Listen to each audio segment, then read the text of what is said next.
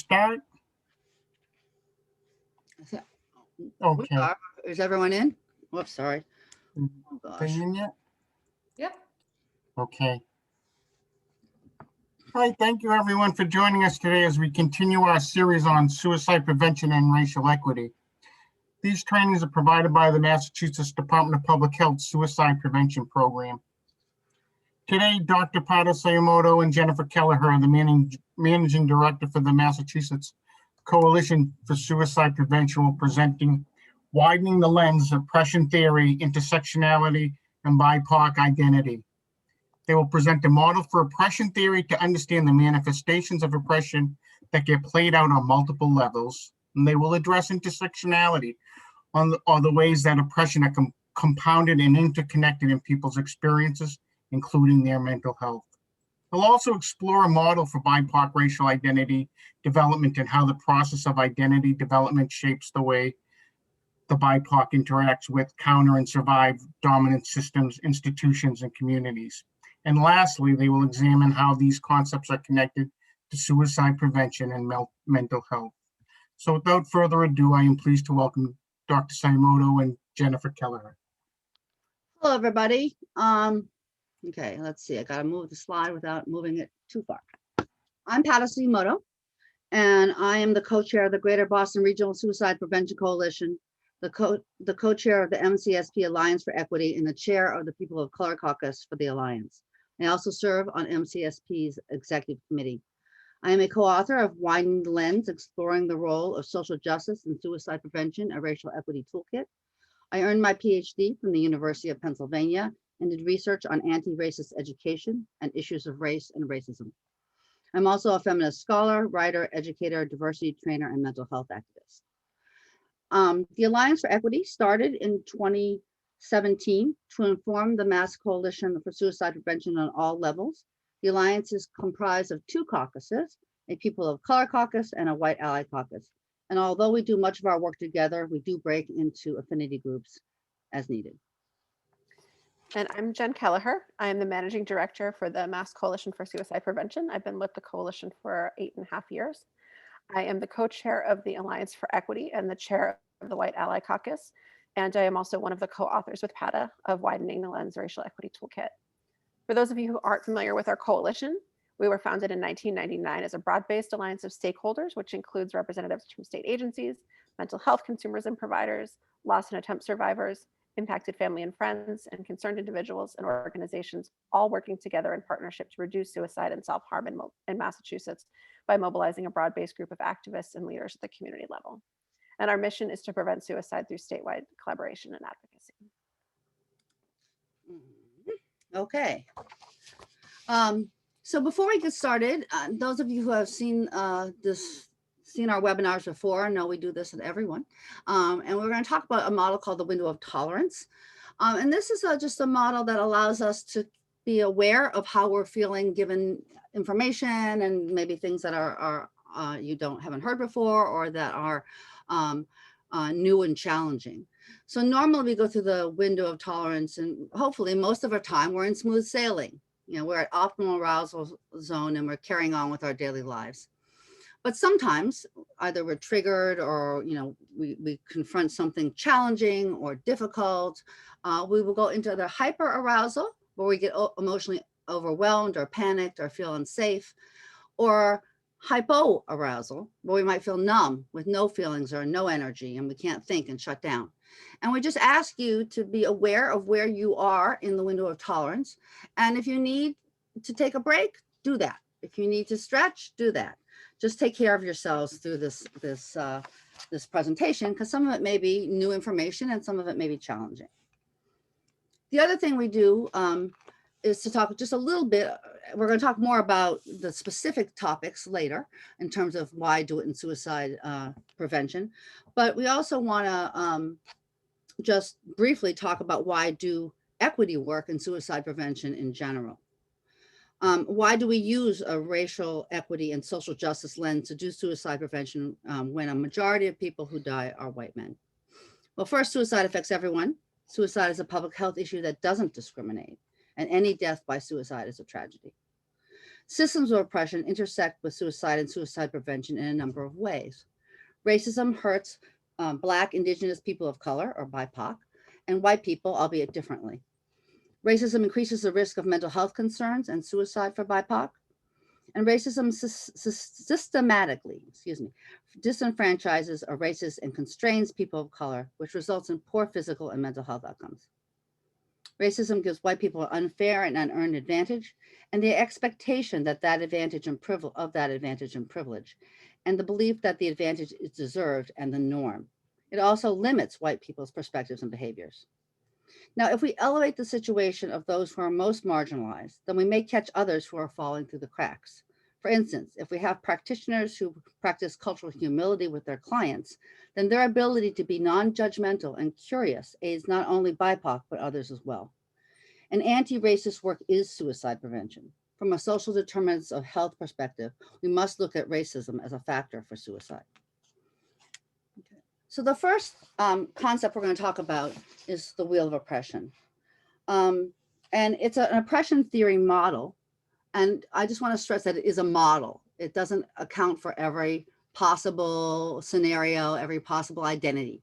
But it is useful, I think, when we talk about this, to have a working model, a working understanding. So we define oppression as power plus prejudice. Now, the power of oppression is its connection to a whole system that disempowers a group based on a particular identity. Individual prejudice is not necessarily situated in such a system. So for instance, I was a teacher at a high school, and if I could have been prejudiced against people who are, students who wear sneakers, but I am not, and I could make their life mildly uncomfortable, probably their parents would call me, but I could not affect whether they're going to buy a house or whether they're going to end up, in a particular career, or whether their life trajectory. But other oppressions, if it was an oppression, that could have that kind of impact. So what we have here is we have a wheel, and at the center of the hub is power.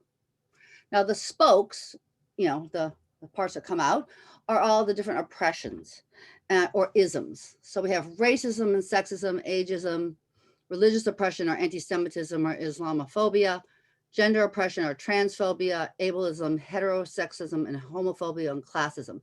And then we have some on the side that didn't fit into the graphic. So we have sizeism, language oppression, immigration status, and ethnic oppression. And each of these oppressions or isms have a dominant counterpart that makes up the mythic norm.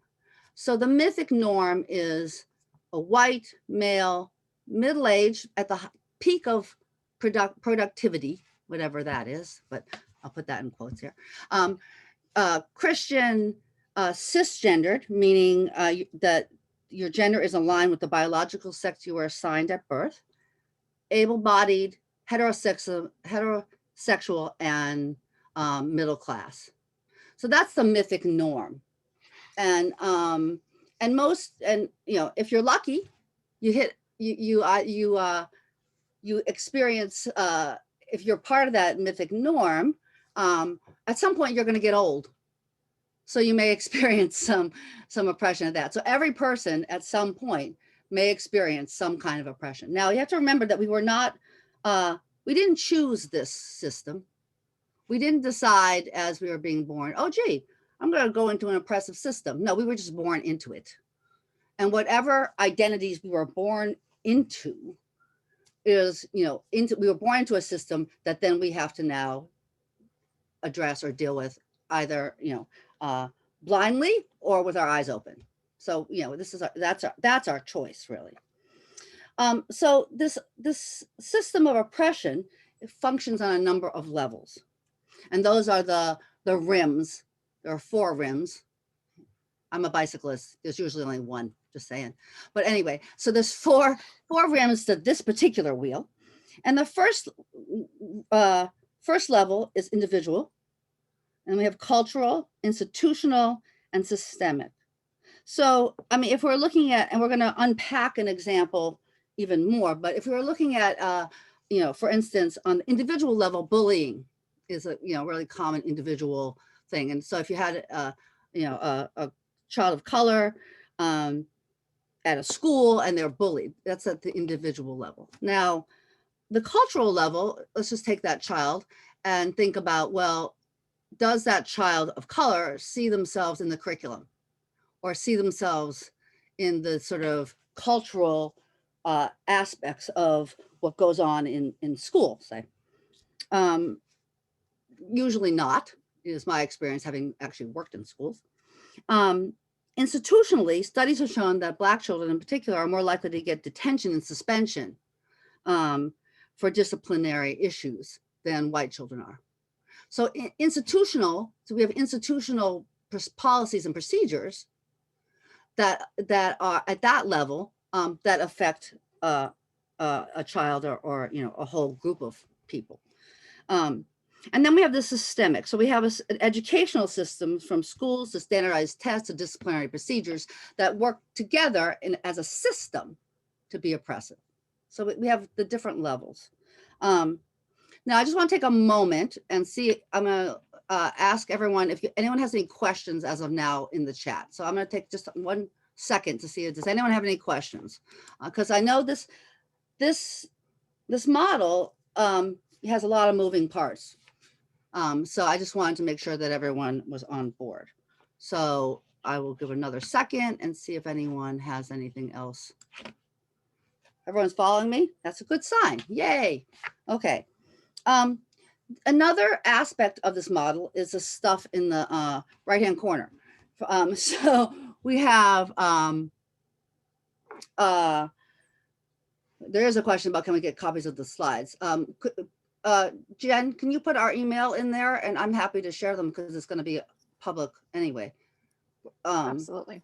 Okay, so yes, you can have copies of the slides. Just email us and we will send them to you.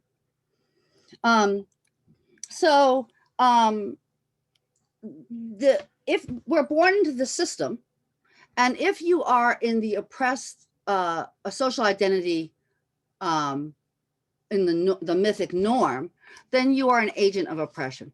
So the reality is that we are swimming in this system. We cannot get out of it, you know, just without work.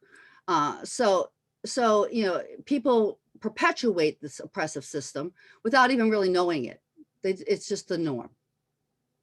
And then, but people who are in the agent group can move to be an ally, can move into, with work, attention, etc., can move to be an ally. Now, people who are born and, you know, in with oppressive identities are victims of oppression unless they work at not being a victim, because it's very easy for this system to just roll along. So, but a victim of oppression can move to being empowered. Now, one of the things that you can think about is, if you think about the agent of oppression having their foot on the victim's neck, both people are stuck.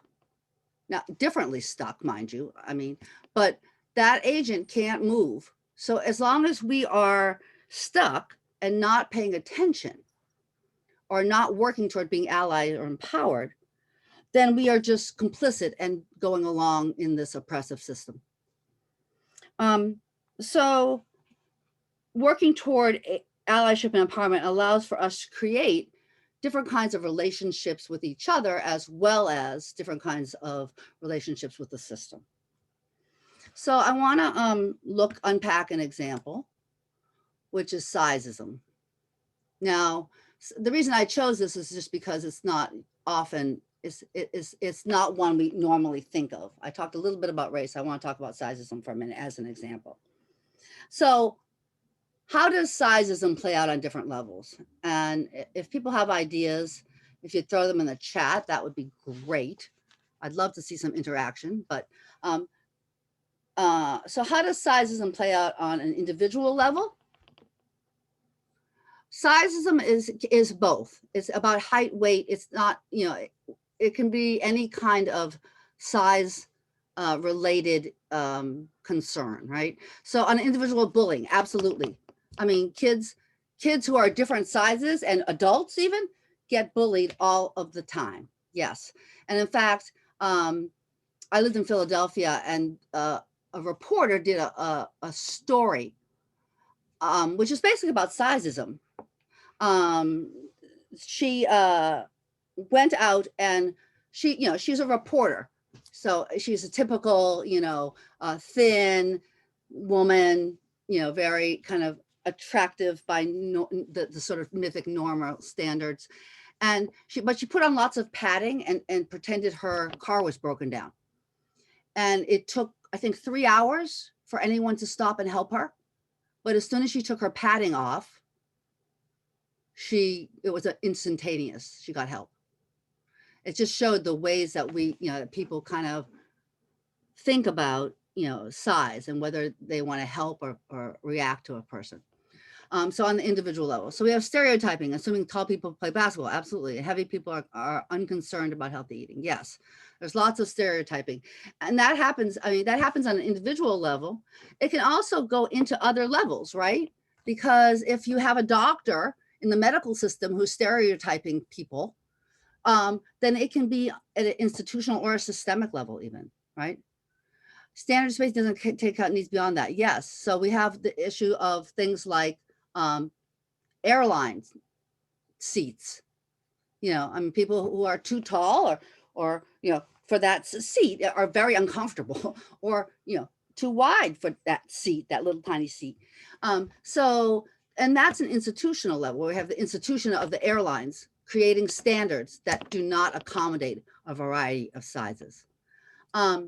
Cultural level, we don't have to look very far. We can just look, if you look at a magazine rack, you can see what size is acceptable. You don't have to look on television, etc. And the thing that to note is that some people say, well, things are getting better. We have, Ashley Graham, or models who are plus size models and that kind of thing. But the fact that they are still an anomaly, we think, oh, look, we have Ashley or whatever, like this one person, it means that it's not the norm. It is unusual to see someone of a different size, or a size that's beyond what might be considered norm. And then at the systemic level, we have the ways that things like BMI are used against people. We have issues around clothing manufacturers, and what happens in terms of clothing, being more expensive, being harder to find, etc. So we see that all of these things play out on all of these different levels. Now, one of the things to think about, I'm going to go back a slide if I can. Let's see. Yes, back to that one.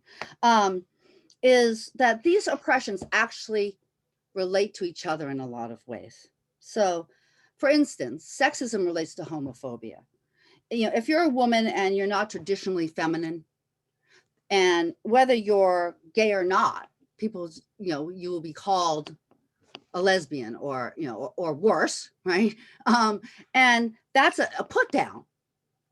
That's a put down, in the sort of in a lot of sort of frameworks, right? That is considered a bad thing. So the sexism, in terms of not being womanly enough, is related to the homophobia in terms of being a lesbian, which is a bad thing.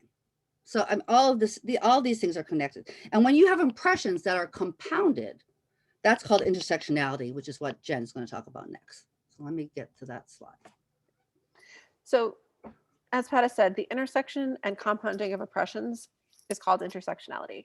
And intersectionality as a concept was first coined by Kimberly Crenshaw in 1989.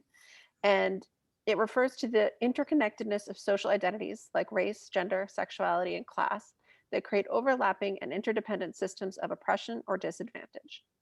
And it should be noted that intersectionality is based on oppression and identities where we experience oppression. And it's different from the concept of intersecting identities, which can both be identities where we experience oppression and identities where we're part of the privileged group. So for example, intersectionality would apply when talking about being BIPOC, female, and gay, but wouldn't apply to being white, female, and straight. These are intersecting identities in the latter example. But in this case, because only one identity is oppressed, there isn't compounded oppression, which is the basis for intersectionality. Also, intersectionality does not apply to chosen identities, like things like your profession, your political affiliation. So, for example, if you're a veteran and BIPOC, then those would be intersecting identities, but not intersectional identities. Intersectionality really addresses how systems of oppression are not just cumulative, but compounded. And we can see this looking at the example of the pay gap. In this pay gap example, Black and Latina women experience the intersectionality of their racial and gender oppression, which results in exponentially negative consequences in the form of lower pay. So you can see in black and white, the effect of their racial and gender oppression is compounded. But it's also important to note in an intersectional approach, you don't just examine the pay gap itself, but you also need to address who has access to employment, who holds positions of power in organizations, whose norms are valued and will lead to success or promotion. So for example, although in this case, Asian American women make slightly more than white women, they still face the so-called bamboo ceiling, which often prevents professional advancement and opportunities for attaining leadership roles.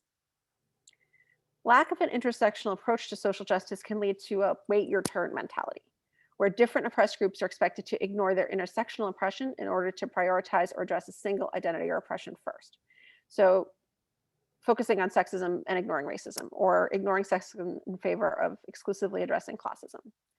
And while each form of oppression does manifest differently and does have to be addressed based on the specific ways that it manifests, having too singular a focus on any particular identity at the expense of others can impede progress in changing the systems of oppression and dismantling inequity, not just for one identity, but across all identities. And then if we look at mental health, we look at mental health as a disability, we can see the interaction of mental health and race. So for example, reported rates of mental health in groups of color, people of color, are similar to those of white groups. But often mental health conditions such as depression are more likely to be more persistent or result in a higher percentage of disability in BIPOC as compared to white people. You can also see it in youth of color who have behavioral issues caused by mental health problems. And they're more likely than their white counterparts to receive disciplinary consequences and may even be referred to the juvenile justice system as a consequence for their behavior, rather than having their mental health issues treated or addressed in a more constructive way, which is more likely the option for their white counterparts. And additionally, in general, people of color are less likely to have access to mental health care. While 48% of white people with mental illness receive mental health services, only 31% of Black and Latinx individuals and 22% of Asian individuals receive services. And even when people of color do receive services, as Kimberly Crenshaw notes, quote, lack of cultural understanding by healthcare providers may contribute to underdiagnosis or misdiagnosis of mental illness in people from racially or ethnically diverse populations. Factors that contribute to these kinds of misdiagnoses include language differences between patient and provider, stigma of mental illness among minority groups, and cultural presentation of symptoms. So intersectionality not only provides a broader framework for addressing social inequity, but also allows our movements and initiatives to address the needs of individuals and communities who not only experience the most oppression, but who also have the least access to support and resources to overcome these oppressions. And this is true of individuals from oppressed communities who struggle with mental health and access to mental health resources as well. An intersectional approach values the experiences, voices, and agendas of those individuals who experience multiple forms of oppression. So that approach is more inclusive of voices that are normally silenced across multiple dimensions. And silencing like oppression is not just cumulative, but it's compounded as well. But above all, intersectionality is really a lens through which we can view not only our social justice work, but also our work in mental health and suicide prevention. Focusing on intersectionality enables us to be better allies, to create unity and collaboration among oppressed groups that will benefit all of us, and to more effectively dismantle systems of oppression, as well as creating approaches and systems that work for all communities and all people instead of just some. So there are many models for identity development along different social identities. And we're going to talk about models of racial identity development here. There are a number of frameworks, and this is just a slide to show you that the fact that there are a number of frameworks. And most of the frameworks have a number of cautions, or a few cautions. One is that not every person is going to go through every stage in every framework. And these stages can be recursive in that people might visit different stages at different points in their lives. And the frameworks that are summarized here describe people who are situated in many different ways, and they do not describe all the possibilities.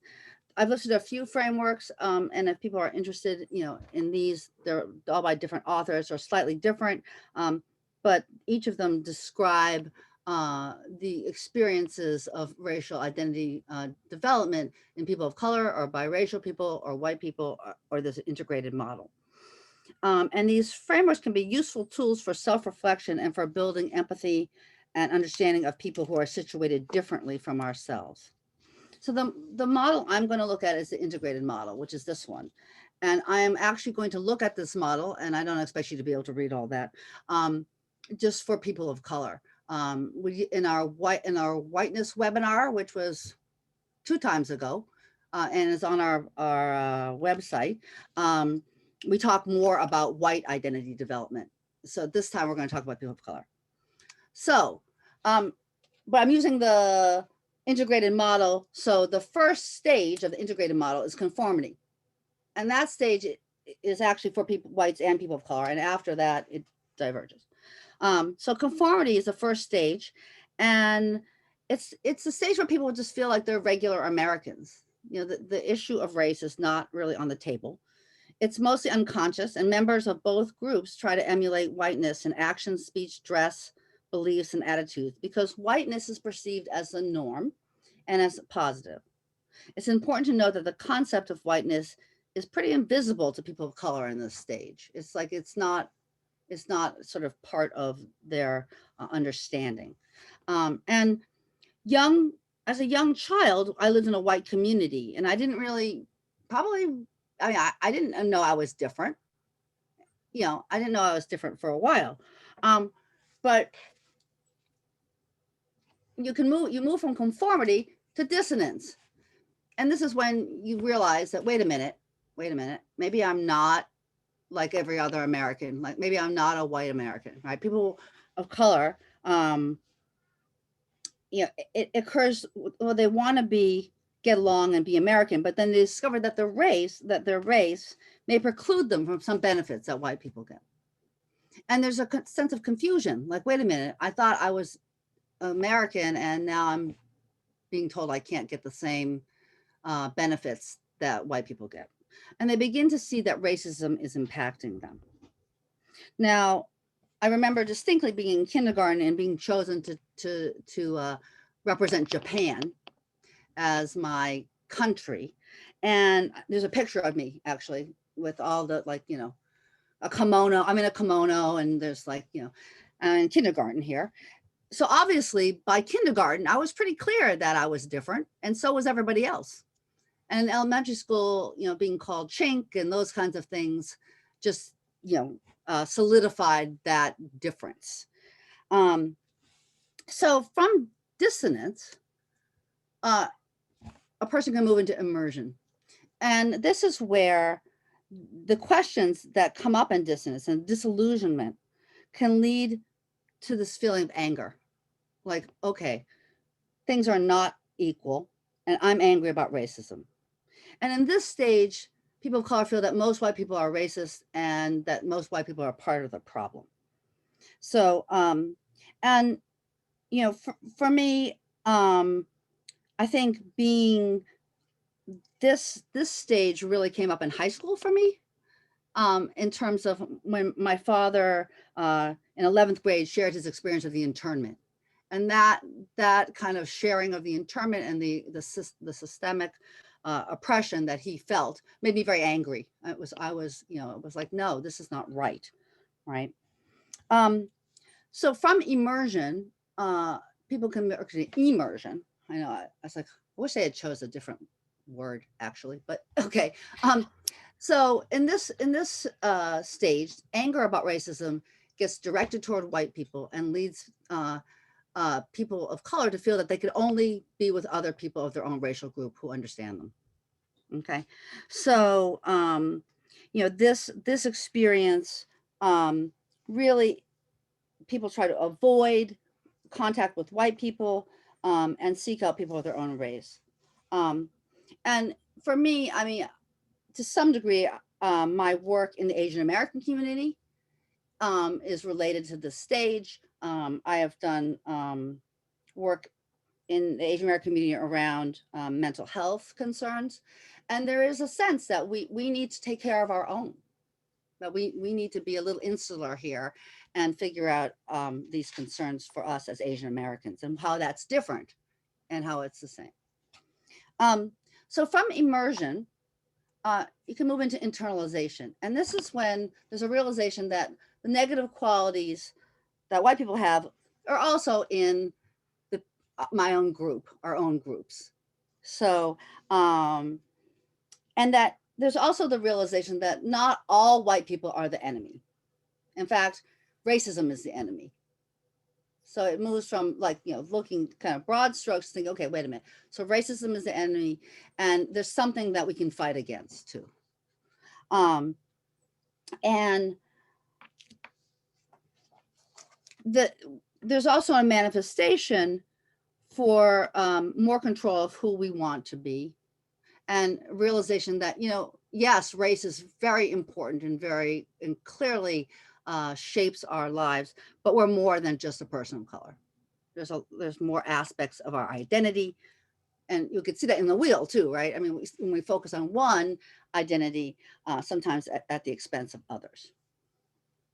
So, and the last stage is an integrative awareness. And this again is for both. I mean, it comes back together into this model for both white people and people of color. And this is the point where there's a conclusion that there's more to basically everybody than race. And there's an acknowledgement of other aspects of the identities, gender, talents, abilities, experiences that contribute to personhood. But it's important that, and both groups are able to positively identify with their own racial group while also acknowledging that there are other aspects. So the positive identity piece is really important, actually.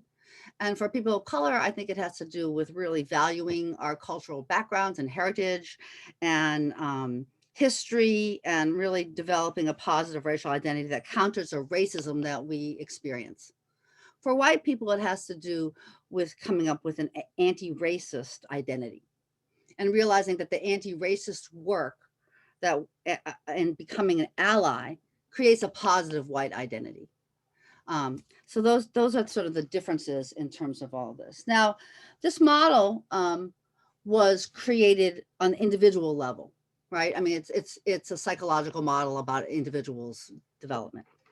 However, it can be instructive to examine how it might relate to other levels of the oppression wheel, as well as how the model can inform the work we do and our organizations. The racial identity model helps us understand why BIPOC needs safe affinity spaces. And that is not to exclude people, but to process the impact of white supremacy culture and racism. And it's critical to understand the importance of this and offer these spaces to BIPOC without getting offended and thinking that these spaces are exclusionary. We can also see how organizationally institutions may focus on one level. For instance, an organization that serves only BIPOC may provide critical spaces for BIPOC in the immersion and immersion stages. If people understand why, then these spaces are so important for BIPOC identity development and self-care, then the reaction to these organizations will not be immediately to assume that they're exclusionary or are trying to keep people out. It's important for clinicians to understand racial identity models.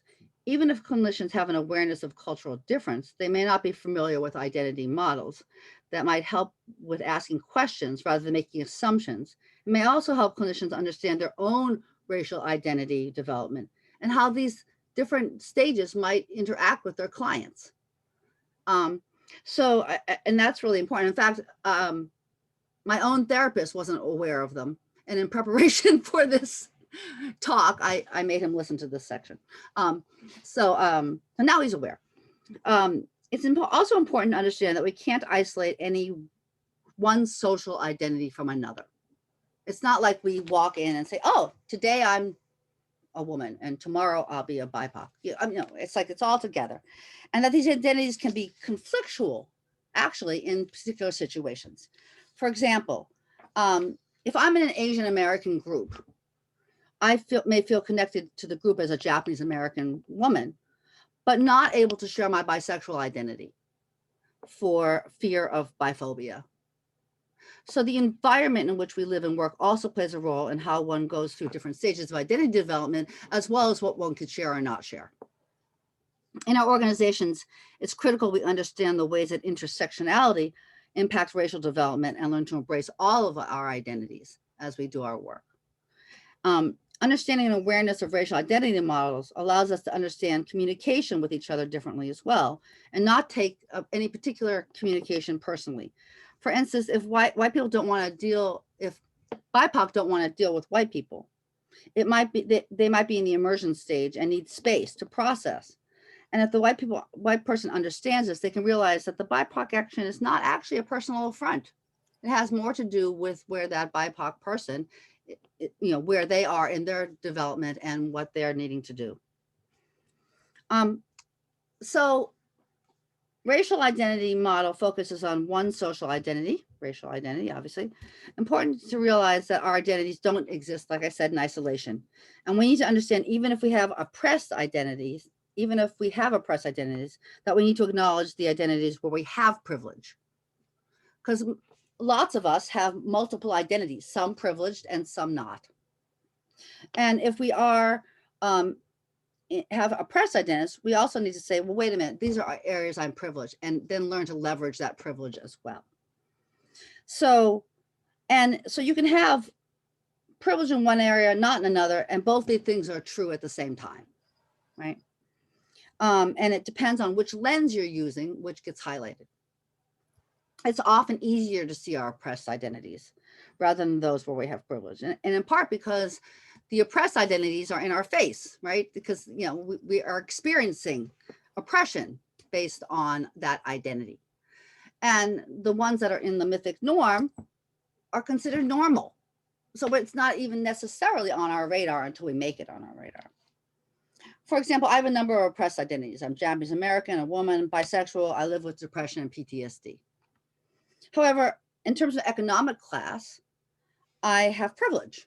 I grew up in a solidly middle-class family and have had the opportunity to pursue a boatload of higher education. So my class has given me privilege in terms of cultural capital, such as education, and the ability to negotiate systems and an awareness of how these systems operate.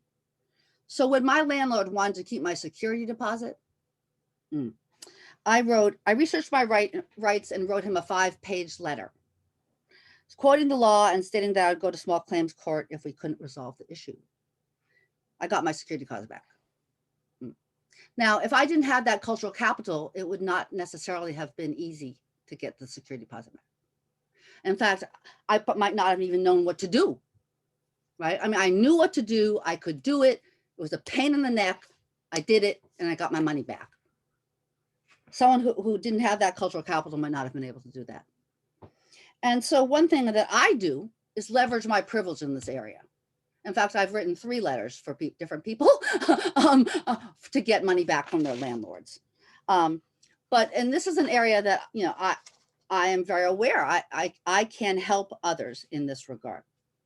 So when we think about these identities, we have to realize that sometimes we have to leverage our privilege, even, at the same time, we have oppressed identities. All right. So identities can be either visible or invisible, and both privileged and oppressed identities can fall into either category, visible or invisible. And both visible and invisible identities can impact our self-concept, our sense of power and control, our self-esteem, our life experiences, and our mental health.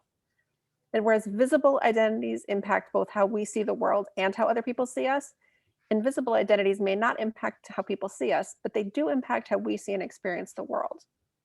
And the oppression of communities to which we belong can harm us whether or not we are seen by the people around us as belonging to those communities. Having an invisible oppressed identity and being seen as belonging to another community or group is sometimes referred to as passing when it's done intentionally, and it can be both a burden and a privilege. Invisible identities hide our true selves and lead people to make assumptions that bring them to false understandings of who we are. And that allows for conditional access of the privilege to the groups we don't belong but appear to be a part of, but can create barriers, both between the communities we don't belong to and the communities we do belong to. With respect to the communities we do not belong to but appear to be a part of, our true identities and experiences are not only silenced, but the invisibility of our true identity creates a disconnect that may not be felt by the people who misread us, but it informs and shapes our relationships and interactions with them and within the broader community. The invisibility of a particular identity can allow access, again, conditional or provisional access, to the privilege of a group to which we don't belong, but it can also leave us feeling unseen. And because of this, passing, whether intentional or unintentional, can create a disconnect as well with individuals in our own communities who aren't able to hide their identities in the same way. And within our own communities, these kind of misreadings and invisibility can lead people to be distrustful or resentful of our ability to remain invisible and protected. And this may lead to perceived or actual alienation because of this provisional privilege and provisional safety. And individuals who pass may also find it more difficult to relate to certain experiences of people for whom that identity remains visible. And it also may be harder for someone to find another person in their community who can relate to other experiences related to their identity remaining unseen. And there's often a cognitive dissonance in the person who's passing. Either they have to accept this false identity that people give them and remain unseen, or retain their true identity and risk the consequences of being subject to oppression by the dominant group. And identities that are invisible or misread can also lead people to make incorrect assumptions about individuals and their lived experience, which can not only contribute to the cognitive dissonance, but can be invalidating and potentially harmful to mental health. There's also an enormous amount of stress and emotional labor that's required of people who pass. Code switching, which means using one set of cultural, linguistic, and other norms within your own community and a different set of norms in the dominant community. Not feeling seen for who you are and needing to suppress important parts of who you are in order to pass all require effort, attention, and emotional energy. For example, someone who is gay or bisexual might pass as straight and might not be subject to the same overt harassment that openly gay or bisexual people face, but would still be subject to the same political context and oppression. So for example, the potential overturning of marriage equality, that would still leave the same, that would still have the same meaning. It would leave them in the same position and have the same potential impact on a straight passing gay person as it would on an out and more visibly gay person.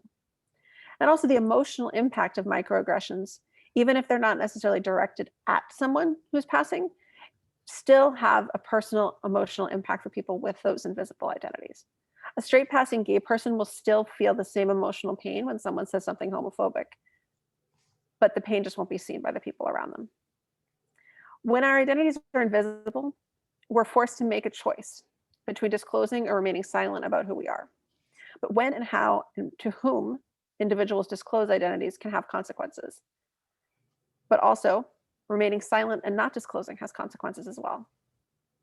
These consequences, including people's perceptions of us or feeling unseen, have an impact not only on our experience of that identity and how we interact with the world, but also extend to our mental health. If an identity is disclosed, oppression can lead to negative mental health outcomes. But anticipated stigma or fear of negative reactions if people find out, or the pain of suppressing a part of who we are, can also have very real detrimental effects on our mental health as well. Part of this impact relates to how salient a particular identity is to the individual. If the identity isn't really a central part of how someone defines themselves, then the cost of keeping silent won't be as severe. But some identities, both visible and invisible, are more salient to us than others and are more central to our self-concept and identity development and our overall mental health. Also, some identities are more stigmatized in society during any particular moment in time or social context.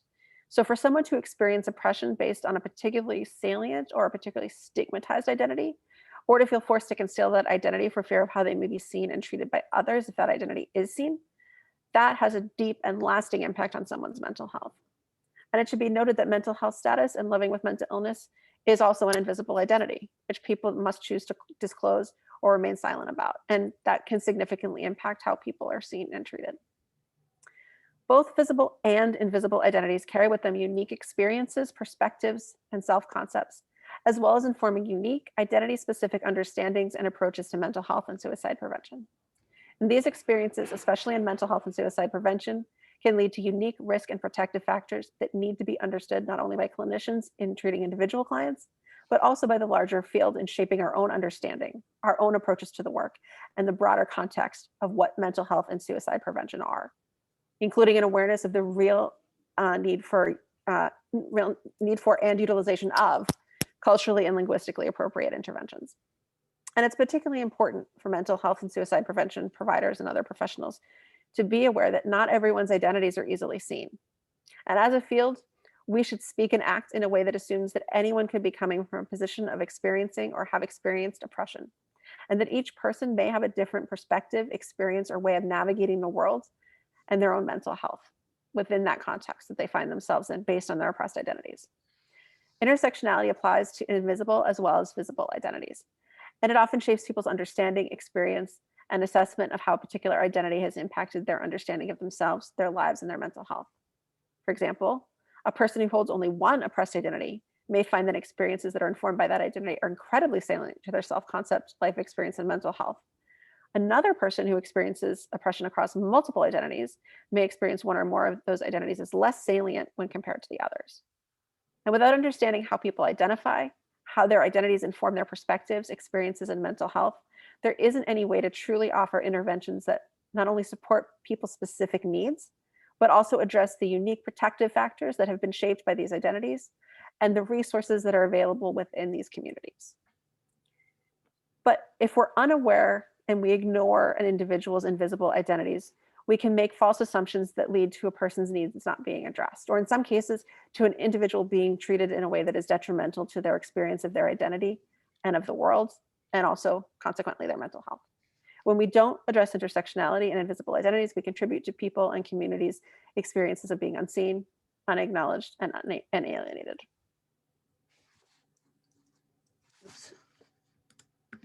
So I want to talk a little bit more about racial passing.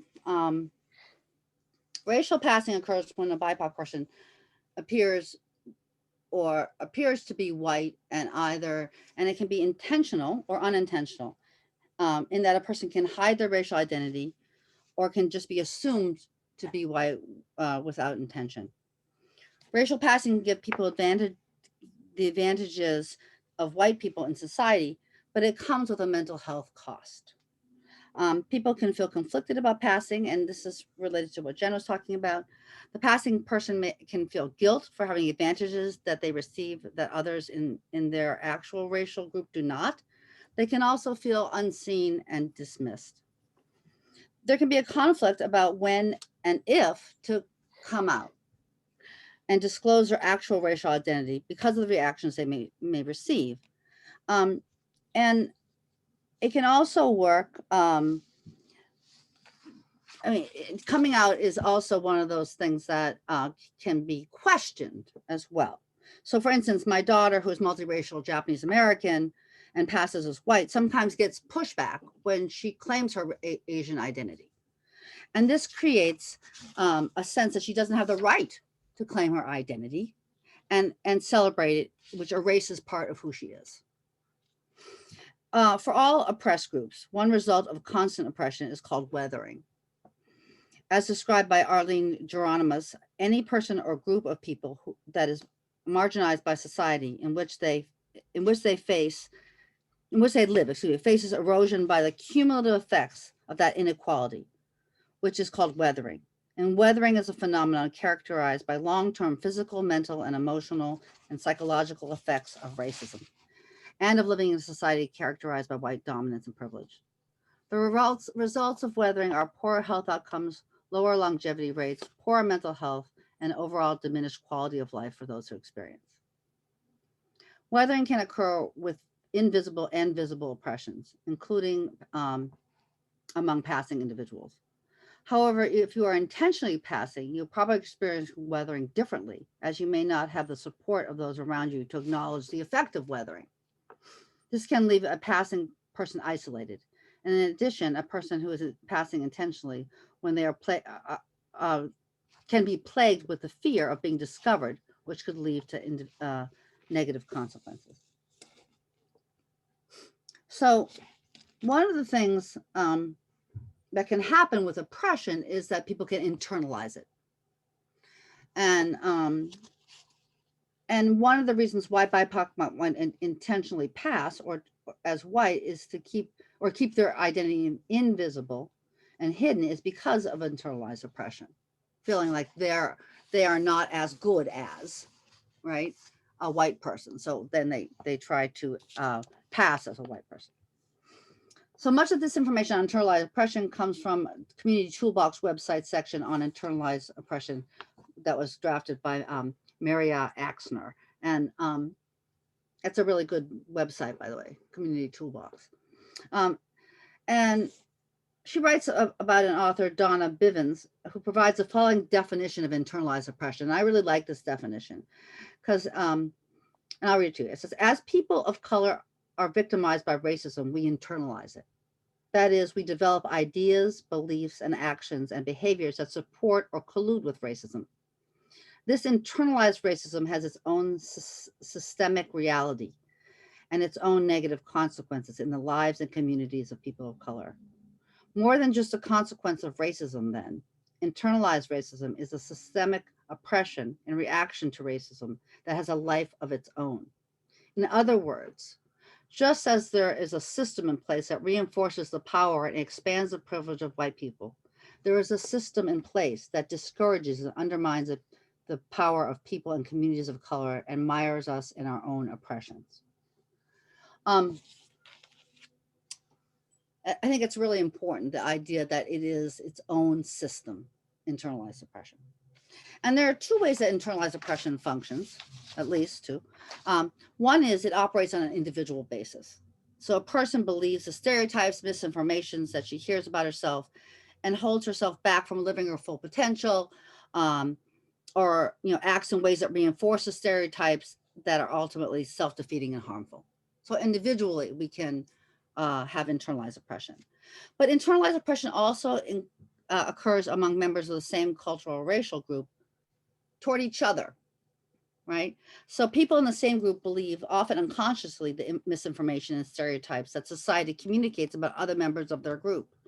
People turn oppression on one another. And instead of addressing the larger problems in society, they are insular in their group and continue that misinformation. And the results are that people treat one another less respectfully. And often people from the same culture get hurt, undermine, criticize, mistrust, and fight with or isolate themselves from one another. So it's important to think about how this might get played out in a group. So for instance, if you're in a group of BIPOC where the idea is that they are the dominant culture is saying they're less intelligent, and then they start acting toward each other as if everyone is less intelligent, right? So we have the how we take this on and then oppress members of our own group. And it's important not to assume, though, that any particular individual is dealing with internalized oppression. Just everyone is different, and there are a variety of reactions and responses to experience bias and oppression. However, there are ways to counter it, and that's sort of an important piece of this information. If someone has internalized the oppression, it's important to address it and counter the racist messages that are driving it. And here are some strategies. So, I mean, the first one seems sort of obvious, right? At least to me. Become a friend, mentor, or ally to someone who's struggling with internalized oppression. Friendship and the ability to say, no, I don't believe that about you, right, is really important. And it's an antidote to the messages that internalized oppression tells a person. We can promote pride in our BIPOC cultures and encourage BIPOC who are struggling with internalized oppression to embrace their cultures and see the positive. We can meet in affinity groups to heal from internalized oppression. And often, depending on where you are in that racial development, you need those affinity groups. You can work to take action against injustice and oppression. And sometimes in groups, especially in groups with the same background, people react out of their internalized oppression, which I just talked about, which can undermine the work of the group. And for instance, if the larger society's narrative is that a group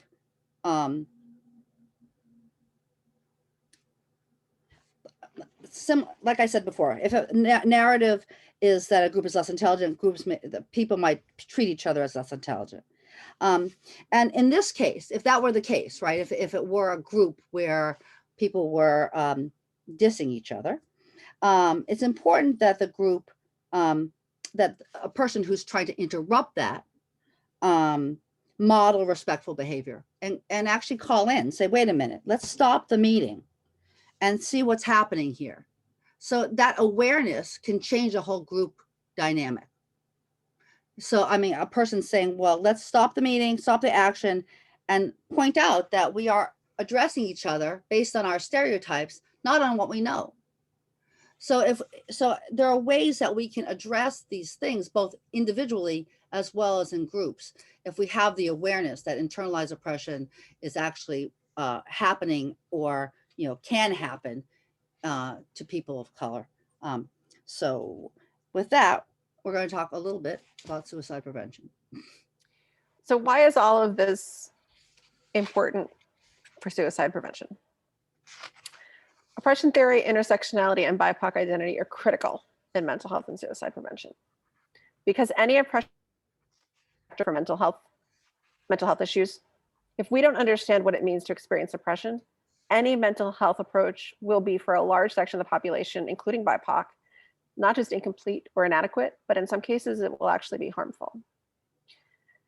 Approaching mental health from an intersectional lens is the only way to understand and address how a person's oppressed identities shape their experience of the world. And consequently, it's the only way to understand or begin to understand the additional barriers that people face in accessing services and mental health treatment, and also whether or not that treatment will be relevant and effective. And this is true in different ways for race, class, sexual orientation, gender identity, religion, or any other oppressed identity. And it's especially true when someone has multiple oppressed identities. Intersectional approaches and approaches based on oppression theory examine identity-specific trauma, including intergenerational and historical trauma, as well as community trauma. And those things might not be otherwise acknowledged or addressed in a non-intersectional approach. These approaches are necessary to identify and address the specific forms of oppression and systemic disenfranchisement that individuals in different communities deal with on a daily basis. And it's the only way of addressing the specific challenges and struggles that are shaped by a person's oppressed identity or identities. Intersectionality and oppression theory are necessary for creating a field and creating interventions that treat individuals as whole people.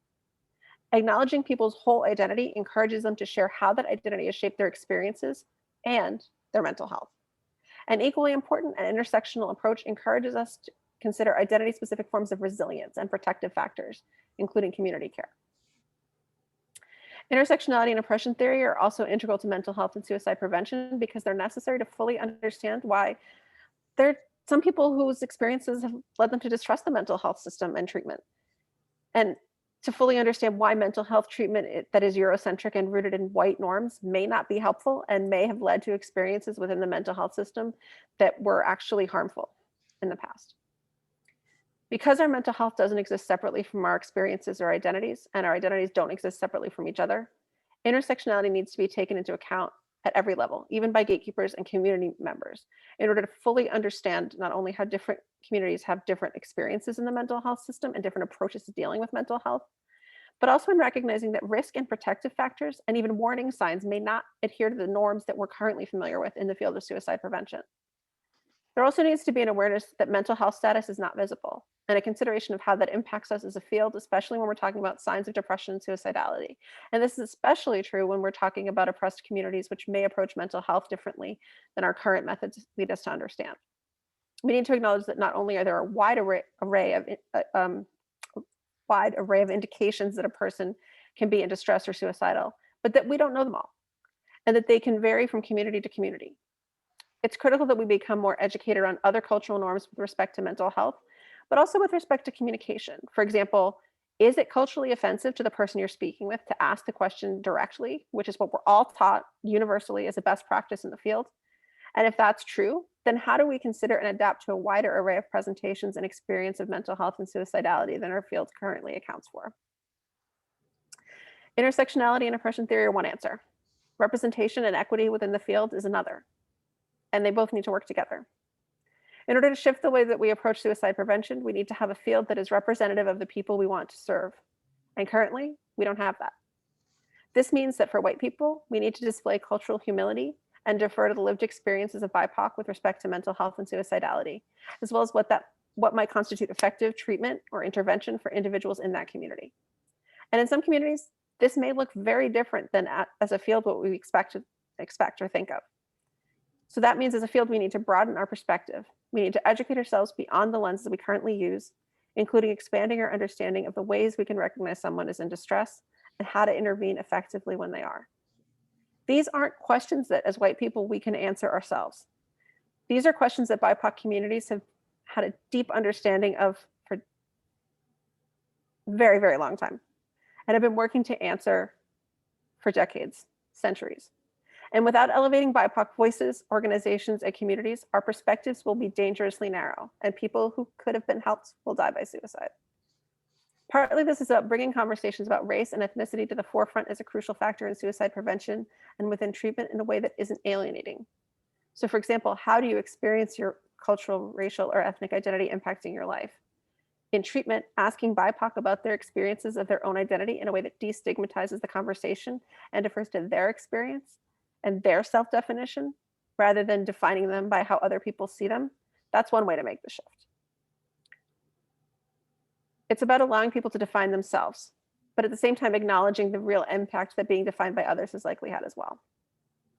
In order to do this, as white people, we need to learn to be comfortable talking about race. And we need to understand that we need to understand how to talk about race appropriately.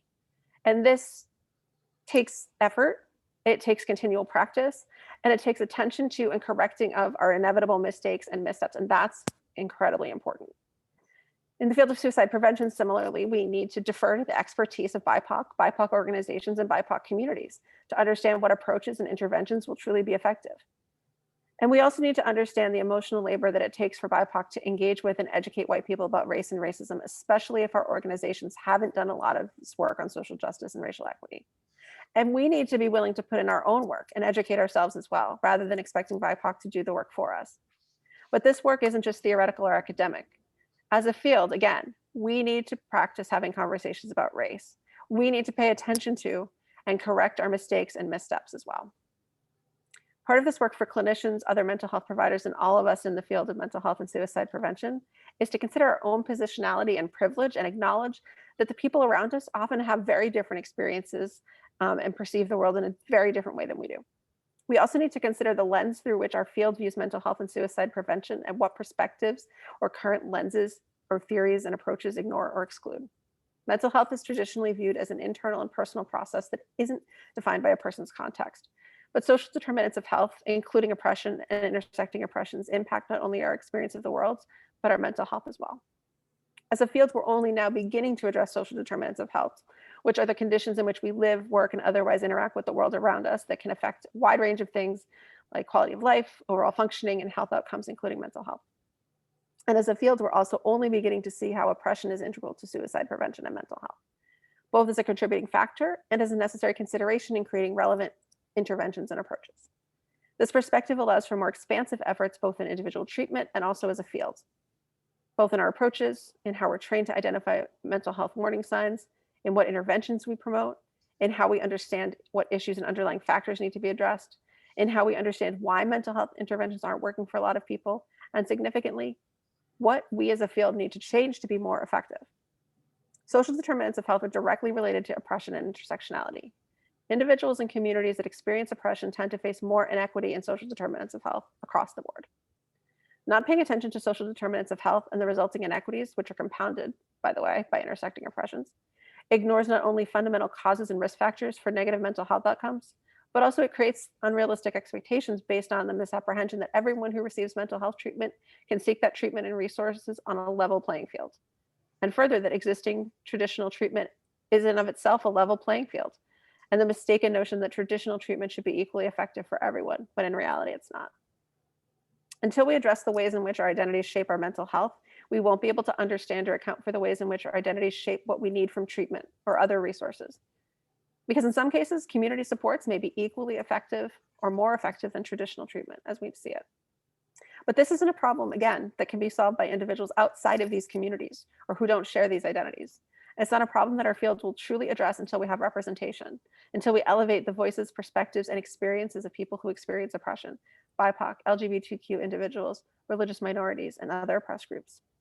As a field, and within each of our organizations and coalitions, we have to be mindful of who is missing from the conversation and what perspectives we need to make sure we include. And as a field, we need to acknowledge that our efforts will only be equitable if we are truly representative. And that means all levels of our organization, starting at leadership and going all the way through. Representation can only make a difference when it includes being at the table where the decisions are being made. It can only make a difference if power is also representational. Intersectionality and oppression theory can help us understand the gaps we need to address. And through addressing these gaps and elevating the expertise of the communities we're seeking to better serve, it can encourage more comprehensive treatment and approaches that include community-specific resources based on oppressed identities and ensure our efforts will be more effective for more people. But if we don't acknowledge our positionality as individuals in the field and as a field overall, if we don't practice cultural humility, we aren't going to be able to understand where we need to educate ourselves more, where we need to defer to the expertise of BIPOC and other oppressed communities, where our approaches are falling short, or what we can be doing better. But on the other hand, if we do elevate the voices, perspectives, and expertise of BIPOC and individuals from other oppressed groups, as a field, we will deepen our knowledge not only of how to serve specific communities, but how to expand existing approaches in a way that better serves everyone. So now we have a call to action. So first, oppression and intersectionality impacts not only our mental health, but also our interactions with the mental health system, which means that we need to address oppression and intersectionality in order to create approaches that are culturally relevant and otherwise attend to the specific concerns of individuals across all identities. And that applies to invisible and visible identities. As individuals in suicide prevention, we need to recognize our positionality with respect to both our privileged and oppressed identities, and ask ourselves how we can use our position and privilege to work towards equity. As a field, we need to recognize the lens we apply to our efforts is not a universal lens, but is shaped by the identities and perspectives of the people who created the approaches we've been taught are best practice. And we need to make room for additional perspectives and approaches. And this can only be done through representation and elevating the expertise of individuals from these communities. And representation, again, as I said, needs to relate to power held within organizations. It needs to be from leadership down. We also need to defer to the expertise of BIPOC organizations, and BIPOC communities when it comes to issues of racial equity within our work, our fields, and also when it comes to what BIPOC and BIPOC communities need from our fields and from our approaches. And if we elevate the voices, perspectives, and expertise of BIPOC and individuals from other oppressed groups, we will, as a field, deepen our knowledge, not only of how to serve specific communities, but how to expand our work and our approaches to better serve everyone. So, and my call to action is oppression theory allows us to see the ways that oppression is experienced on a number of levels and across a number of different social identities and how these identities are connected. Racial identity models help us understand that the reasons why certain behaviors or attitudes are expressed by individuals. It can help us to not make assumptions or ascribe negative intent. And if we want to save lives, we need to address the multiple ways we are oppressed and privileged and realize that we are part of a system of oppression that benefits some over others. Without this understanding, we cannot create mental health and suicide prevention interventions that are appropriate and nuanced. Thank you. So now we're going to open it up to some questions. Does anyone have any questions? Put them in the chat, or I guess you could raise your hand, but I can't see everybody, so I guess it's probably easier to put them in the chat. Anyone have questions? I had one earlier. Yes, you did, Susan. Where is that? It's okay, so it's about normative and ideal, right? That was it. How do you reconcile the difference between norm and ideal, such as the ideal of a model being tall and thin, but the norm of women is something like 5'4" and not thin? Yeah, I mean, ideal sounds like a good thing. But I mean, the question is whether ideals are realistic. I mean, in terms of size, when we talk about the size as an example, I mean, you could ask the question of, does that quote unquote ideal, like what is the purpose of that, right? I mean, and depending on your perspective, I mean, one could say, well, the purpose of it is to create an industry, a diet industry, and cosmetic industry, and all that tries to make someone who is normal ideal, or quote unquote the norm. And the norm in Susan's question, it really is what is. Like what is actually out there? What is actually the average? Norm versus average, meaning average. So I think so. I mean, one of the things to think about is, what is that ideal? What is behind that ideal? Like, why is it there? And I think that when we look at size and when we look at women's, fashion in relation to women, we could get a whole conversation about how that works. But I do think that we have to think of those things. And I like the statement that norm, what is it? Normal is the setting on your washing machine. Setting on your washing machine, right? Normal is the setting on your washing machine. I think the other difference too is that the norm, of the average woman wearing a size 14 or being 5'4", those are based on facts and science and data. And the norm that, is connected to the ideal is more of a cultural script. That's how we should be. That's based on all of the other things that Pata was talking about before. Thank you.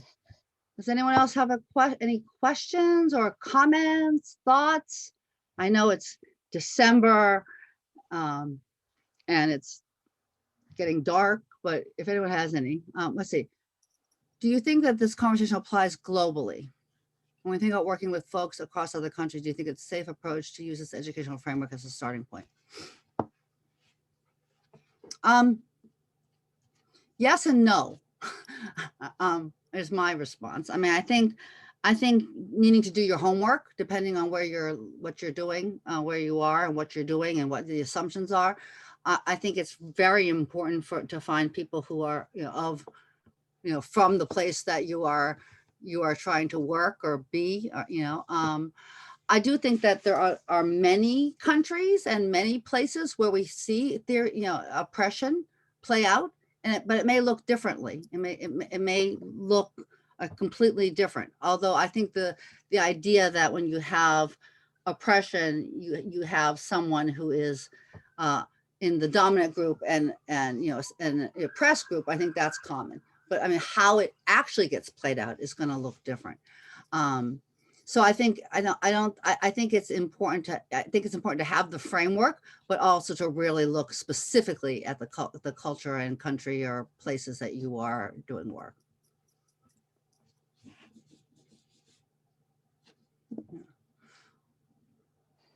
Oh, what a good strategy. Susan, asking the hard questions. I know, Susan. I think, first you have to show that you're doing the work, because when people come to the table, if they can't see representation because you're not there yet, then at least they need to see effort. They at least need to see understanding. They at least need to see that you've done your homework and that you're working towards equity. Because I think you have to think about it in a sustainable way, right? Not just how do we bring more BIPOC to the table, but how do we enable more BIPOC to grow within our organizations in leadership roles and in a way that allows them to meaningfully contribute to the work and to our organizations and to how we do what we do. And I think if we're not doing all of the back work in order to understand different perspectives, understand different lenses, be respectful of everybody's perspective, then not only BIPOC, but people from other marginalized groups are going to come to the table and they're going to say, well, this is not going to work for me. Right. So I think that's the first thing. I think, the other thing is you have to start from where you are and work out slowly. I think one of the things that we are challenged as the state coalition, we do not have enough BIPOC representation on our executive committee. And we are working on that. But we do have an Alliance for Equity. And when we have those meetings, they're often more BIPOC than white people. So I think it's a really hard question. And if I had the answer, we'd have more representation in the MCSP. But I think it's something that we're working on by trying to do the work as an organization to make ourselves more equitable. And therefore, when people come to the table, they will feel like they are heard and represented. Does that make sense? Sorry. I also think that the importance of patience is really clear to me. When we started the Alliance for Equity, there were a number of times Jen and I, we were in person, where Jen and I were just sitting there twiddling our thumbs at the beginning. And I think that, and even when we went online, it was slow to develop. And I think it's important that you don't give up, because you could say, oh, well, BIPOC aren't coming to the table. We should just, why are we doing this, right? The thing is that unless it's clear that there is a place, if you will, right? I mean, so people had to begin to come, and then they had to trust that this is going to be a place and that their voices will be heard, and that, it does have those kinds of things. So I think that it's an effort. And the other thing about the MCSP is that the MCSP has been trying to do this on all levels. And I think that's really important, that you can't just say, okay, let's put a few BIPOC people on the board, but not think about how it's affecting all the other levels of our organization. And actually addressing issues that impact BIPOC, right? We have on every agenda, general membership and DC, we have an agenda item related to social justice and racial equity, and that happens at every meeting. And so it's not just showing up, we're doing the work as well. I do think suicide prevention is an area of interest for BIPOC. I mean, we know a lot of people through the Alliance and through other organizations that, have not seen themselves in mainstream suicide prevention and have created their own organizations that do great work. And I think there's a lot of room for collaboration there. And that's also one way to answer your previous question about how to bring people to the table is, well, collaborate. Go to their table, offer something to their organization, right? Be an asset. Don't expect someone to just come in and serve on your board without giving something back. If that makes sense. I also think the question is, are you imposing our priorities on communities of color? I mean, I think that communities of color, I mean, everyone's concerned about the suicides that are happening in our communities. And in some communities, I think it's we see an increase in, suicides among young Black boys, for instance. And so, I mean, so communities are concerned. I think in terms of imposing our priorities, are we imposing our solutions, quote unquote, to different communities? And are they appropriate solutions? And I think sometimes they're not, and that the communities themselves don't really get to have that analysis. I mean, no one ever, and only in the reaction to that, oh, gee, we've had these suicides, let's do this, right? And let's use a training.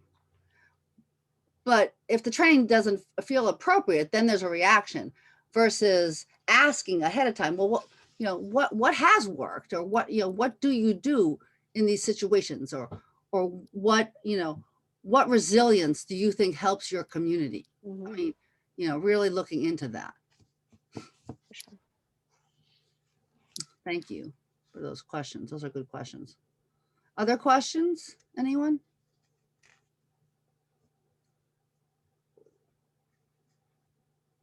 Right.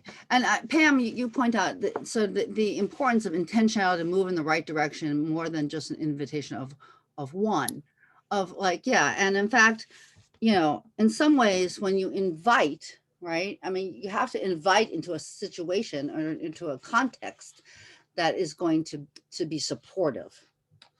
And I think that, you know, that's really important. And it's also important to understand that, you know, being the only person of color on a board is exhausting. Yeah. So, I mean, I think that, you know, even acknowledging that, like a white ally acknowledging that particular thing, that's unusual, actually. You know, I mean, like, it doesn't happen very often. Like, you know, having been the only person of color on a number of places, you know, it's like for someone to say, you know, this must be hard. And that, you know, it happens at MCSP because, you know, Jen's a good white ally and Susan's on the Alliance. I mean, I get that, but, you know, many places that wasn't the case, but we've made a real concerted effort to move in the right direction, as Pam says. And I think as allies, we can even take that a step further, right? We cannot leave all of the emotional labor of addressing racism and racist comments to the only person of color in the room, right? And we can have conversations about, when do you want me to step in versus when do you want to speak and address an issue. We can, you know, check in, provide that support, and not just acknowledge how it's difficult, but figure out ways that we might be able to make it easier, what supports we might offer as an ally. Yeah, thank you. Any other questions before we close us out? The last slide, which I got to early, sorry about that, is our contact information.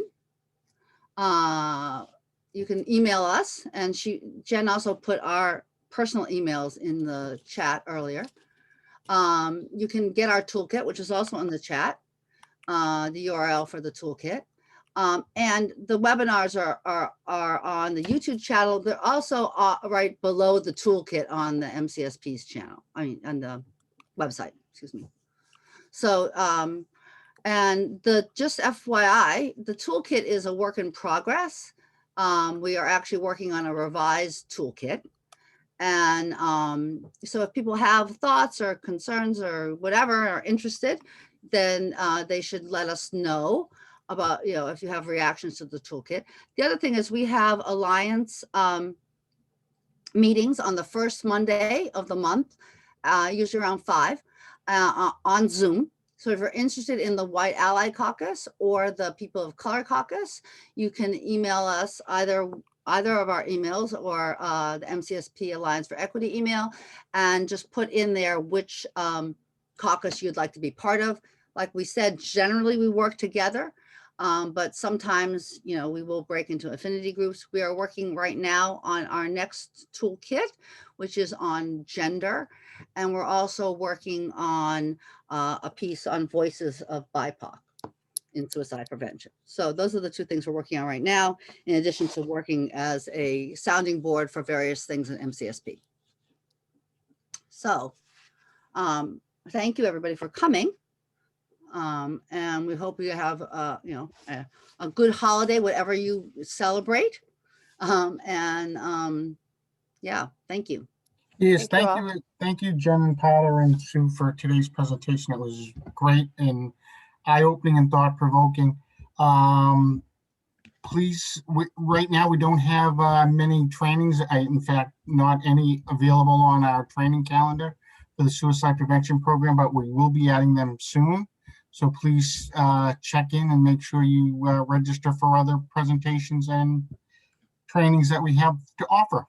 Have a safe and happy new year. Bye-bye. All right.